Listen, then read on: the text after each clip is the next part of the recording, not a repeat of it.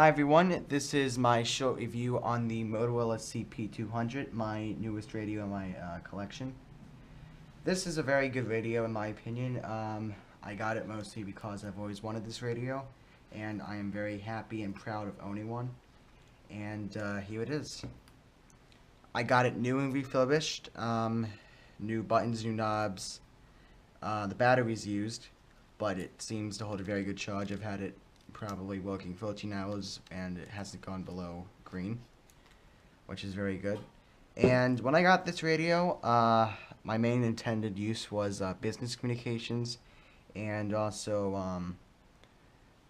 a little bit of FRS and GMRS, and I do not have a GMRS license. I've been using this on FRS at 1 watt, and I know that even though the rules say that Part 95 device is 2 watts for FRS, and even this radio is technically illegal, I've been using it knowing that, so please don't do what I do, even though probably a lot of people who collect radios use them on unlicensed frequencies. And for comparison, for a test, I also have a little Baofeng BF.88S, and this is the size comparison. Definitely heavier, but that's just because of the battery. And it's around 14 ounces, I think. I would say maybe 12. This is the lithium-ion battery. I just have this radio for comparison because I currently have 7 of these, and I use these for events that I help with, and they work very good. So when I got this radio, I also picked out a few accessories and I'm going to show you that now. Over here.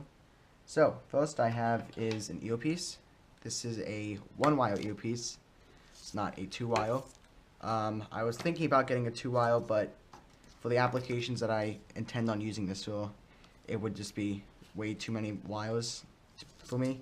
But it has the Motorola 2-pin connector, which is different than a Kenwood connector.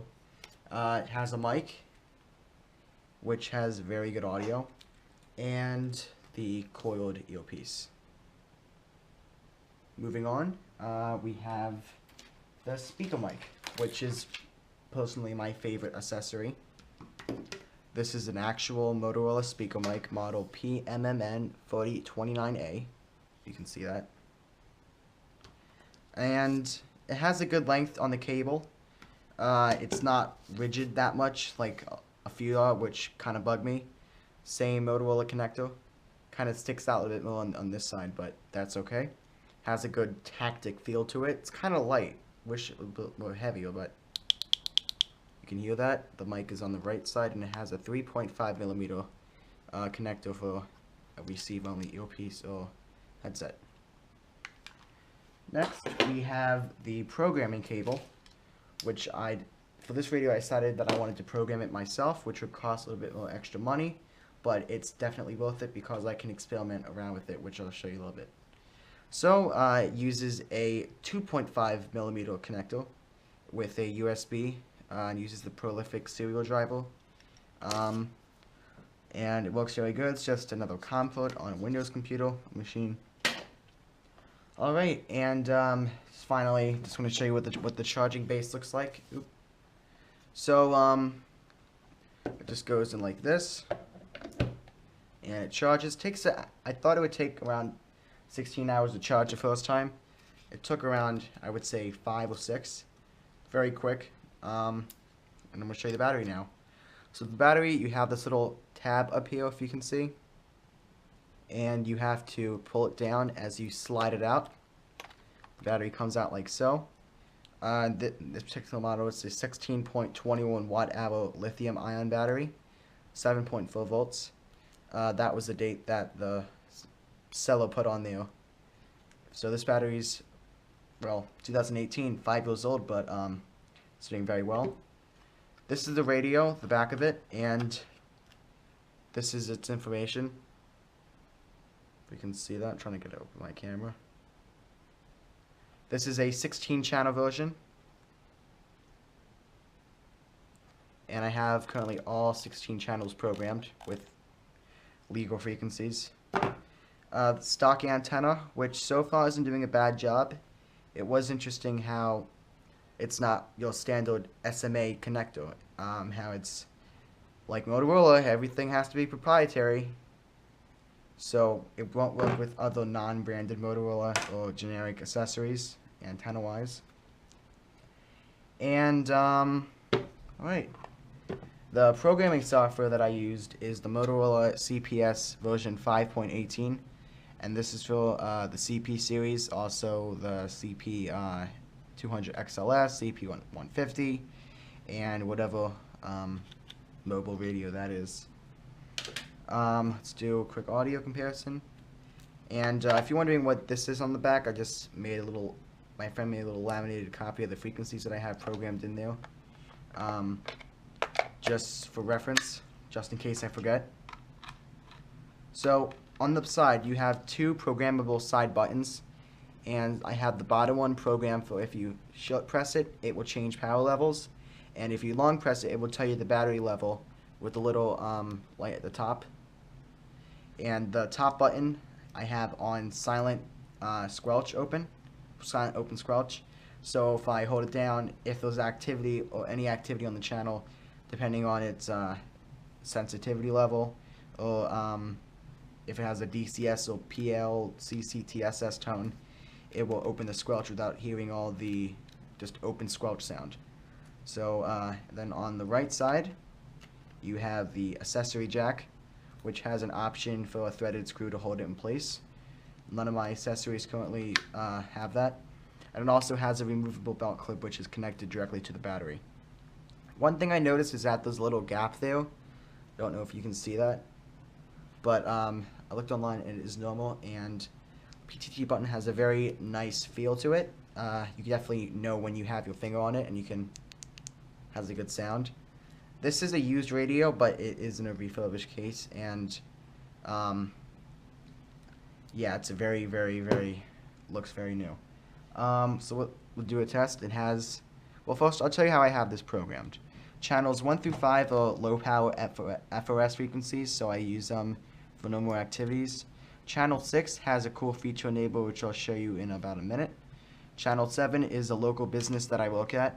Channel 8 through 11. Channel 12 is Simplex 446.000 for the 70 centimeter band. I am a licensed amateur radio person. Channels 13 through 15 are amateur radio repeaters, and channel 16 is my school district's repeater, which I do have access to use. And let's turn it on and hear that great Motorola sound. You can see the light goes on. It's very loud. If I put it up all the way. Oop, I put it up all the way.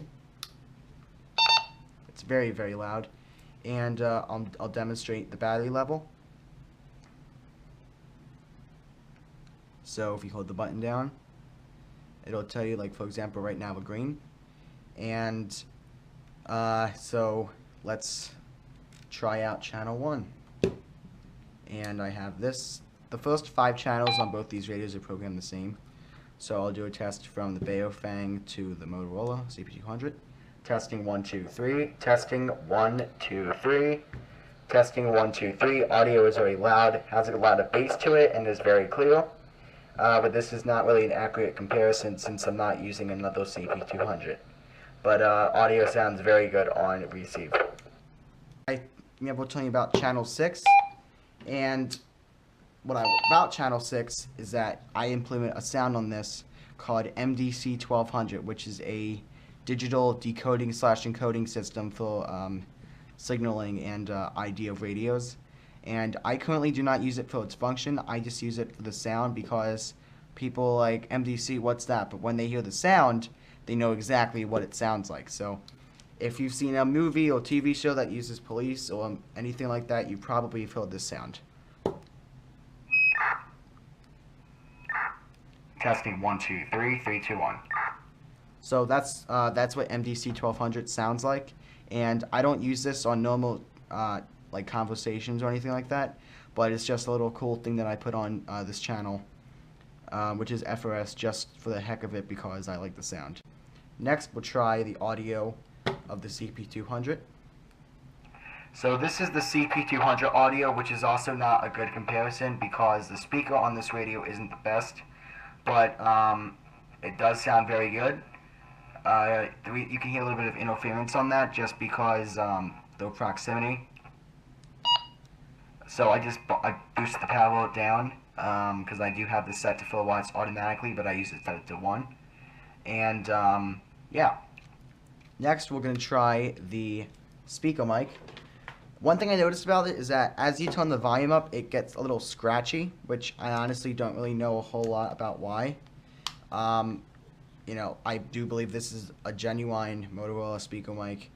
I only get it for $10, so I don't know how good it is, but maybe one day in the future I'll upgrade to a better one. So the volume is about half right now. Testing 1, 2, 3. This is turn it down a little bit. This is the mic. This is the speaker mic, the PMMM 4029A. It's extremely loud. I have it toned down right now, but you can kind of hear that scratchy sound. I don't know if that's just the chassis of the speaker mic itself resonating with the speaker inside of it, but it sounds very good. And also, this is the audio from the speaker mic to the Baofeng.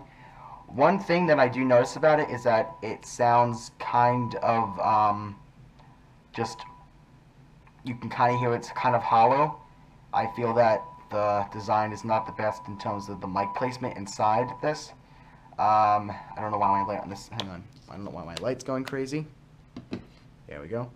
Okay, so this sounds very good, but it could use a bit of improvement because when you start talking far away, it does create feedback.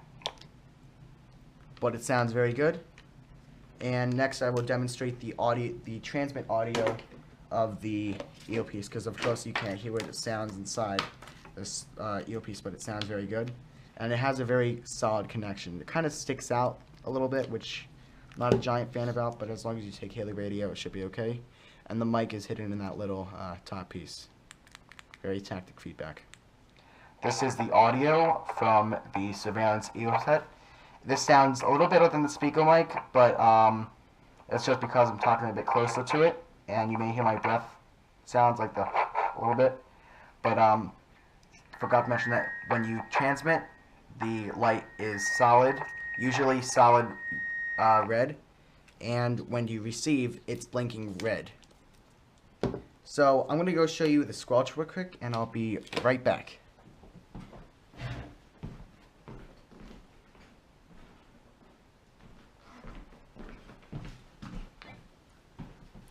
Okay, so here we have a regular FRS, as people call them, bubble pack radio.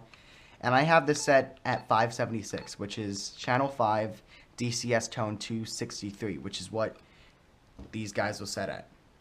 And I'm going to demonstrate what happens if you're on the wrong tone.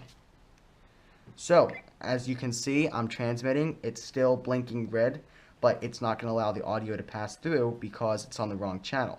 Wrong tone. If I hold down the squelch button, it will let the audio go through regardless of tone, as it would just be open squelch. So, and I also have different channels programmed on here, but that's not important.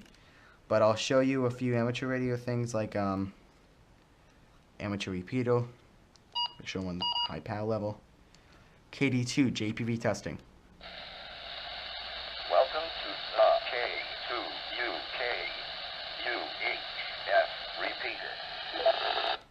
So these are, I do use these for amateur radio once in a while, but mostly business communication. And yeah, this overall, this is a very, very, very nice radio. It has a great feel to it. It's very ergonomic. It fits great in your hand, and I have somewhat big hands, I guess. At first, I was not honestly used to the weight of it because I'm used to something light as this, which is lighter than like your average smartphone. But you get used to it, and like especially if you wheel belts, this will definitely fit nice because it has a nice little loop at the end to keep it on your belt. And overall, it's a great radio, and I'm very happy to own one of these, and I hope to own many more in the future. This is audio of a Motorola CP200 onboard microphone. Testing 1, 2, 3, 3, 2, 1. This is the audio of a Motorola CP200 speaker mic, model PMMN 4029A. Testing 1, 2, 3, 3, 2, 1. Thank you guys so much for watching. I really hope you enjoyed this video. See you next time.